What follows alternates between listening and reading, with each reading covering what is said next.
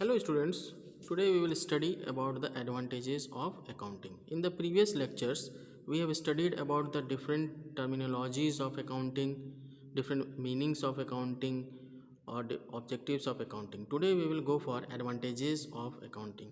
Advantages of accounting is very necessary related to your examination point of view. ये बहुत ज़रूरी है for your exams.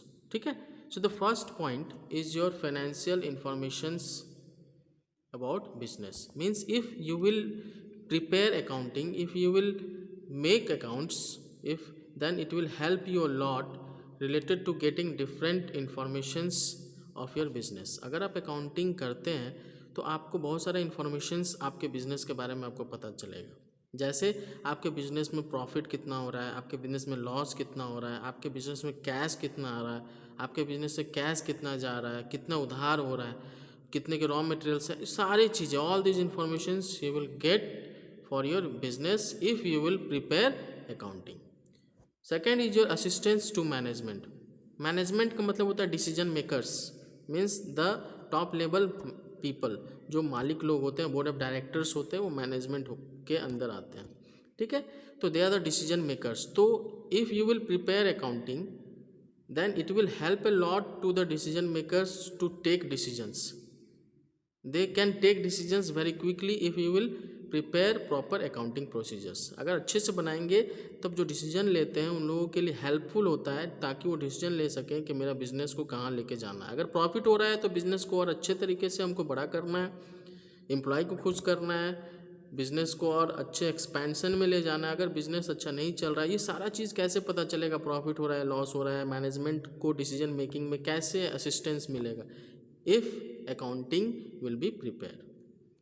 Third is your replaces memory. Replaces memory का मतलब है कि अगर हम लोग अकाउंटिंग करते हैं तो बहुत अच्छा है. अगर अकाउंटिंग नहीं करते हैं तो क्या होता है कि हम लोग अगर मान लीजिए कहीं कुछ नहीं लिखे कि कितना पैसा आया, कितना पैसा गया, कितना उधार हुआ, कितना नहीं हुआ, तो क्या होता है कि समय के साथ लोग भूल जाते हैं. But if you will prepare accounting then that accounting will be in written and it will help you a lot related to your future. In future you can easily came to know by looking for the accounting procedures. ठीक है, आप accounts को जैसे देखना चालू करेंगे आपको याद आ जाएगा, अरे उसे कैश लेना है, अरे वो उधार में सामान ले लिया था. तो अकाउंटिंग अगर हम करते हैं तो हम आगे चल के भूलते नहीं है कितना कैश आया था, कितना गया था, कितना प्रॉफिट हुआ था, लॉस हुआ था, ये रिटर्न होता है. इसीलिए बोला गया रिप्लेसेस मेमोरी. मतलब हम लोग रिटर्न लिखते हैं जिसमें हम लोगों के फ्यूचर में भी अगर अकाउंट्स देखेंगे तो हमको पता चलेगा कि कितना का मेरा बिजनेस हुआ था, कितना का कैश हुआ, कितना क्रेडिट हुआ. अगर अकाउंटिंग करते हैं तो फिर हम समय के साथ भूल जाते हैं. इसीलिए ये एडवांटेजेस में बहुत ही अच्छा है. Third is your facilitate comparative study. Means if you will make accounting, अगर अकाउंटिंग करते हैं तो you can compare your profit and loss with future और पास्ट. फ्यूचर का मतलब कि फ्यूचर में क्या करना है, और कंपेरेटिव मतलब पास्ट के जितने भी प्रॉफिट एंड लॉस हुआ है उसको हम लोग क्या करते हैं, प्रेजेंट से कंपेयर करते हैं. हम लोग क्या करते हैं, दूसरे के बिजनेस से भी, सेम टाइप का बिजनेस से भी कंपेयर कर सकते हैं.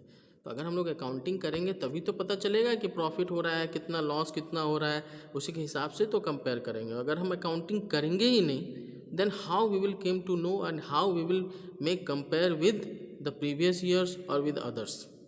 समझे. The next is your facilitate settlement of tax liability.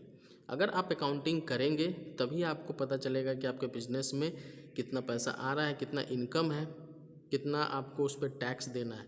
तो how it will be possible if you will make accounting, then at the end of the year, at the time of preparation of financial statement, balance sheet, you will came to know about the total earnings of the business.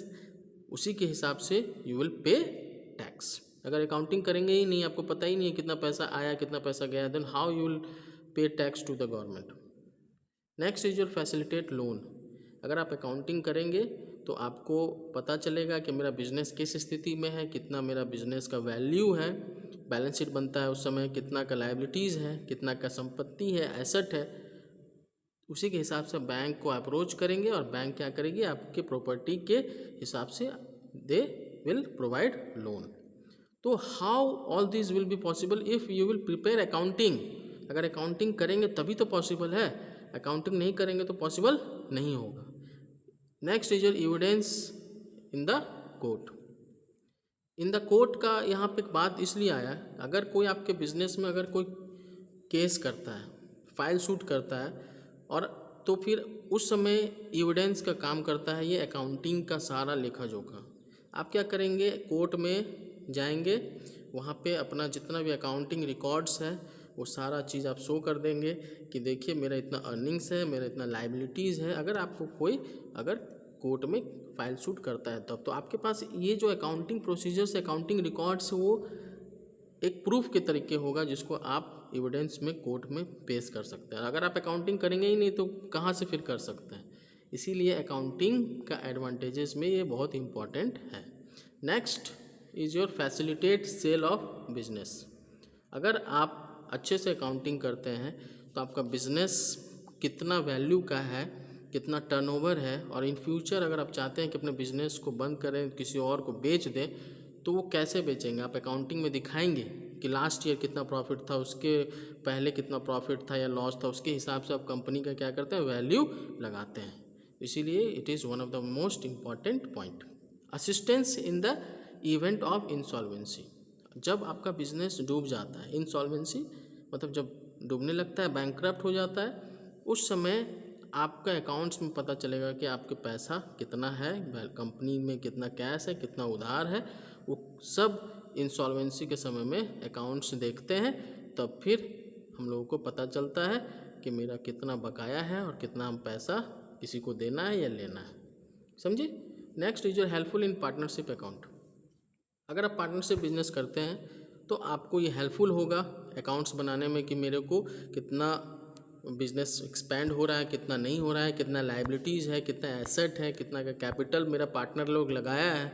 एक capital मतलब पूंजी, कितने कितने partner लोग कितने कितने capital लगाए हैं, उसका कितना कितना देना है रेशियो में, वो सारी चीज़ों का कैसे पता चलेगा। If we will prepare only accounts, accounts बनाएंगे तभी पता चलेगा। अगर अकाउंट्स नहीं बनाएंगे, अकाउंटिंग नहीं करेंगे तो पता नहीं चलेगा। Last is helpful in decision making. Means अगर सारी चीज़ों को हम कर लेते हैं, उसके बाद हम लोगों को कोई डिसीजन लेना है कि बिज़नेस को रखना है, बिज़नेस को फैलाना है। If you want to start new business, then how we will start new business if we have enough fund. तो फंड कैसे पता चलेगा कितना फंड है, अकाउंट से पता चलेगा, अकाउंटिंग से पता चलेगा अगर हम लोग करते हैं। If you want to close the business, कैसे हम लोग को पता चलेगा क्लोज करना है, अकाउंटिंग में देखेंगे कि we do not have any fund to run the business, किसी को सेल करना है या फिर पार्टनरशिप में करना है, तो कोई भी चीज़ का डिसीजन अगर लेना है तो अकाउंटिंग रहेगा तभी तो पता चलेगा कि मेरा बिजनेस का स्थिति क्या है, सिचुएशन क्या है। So these are the basic advantages of accounting. I think it is clear to you. Okay, thank you.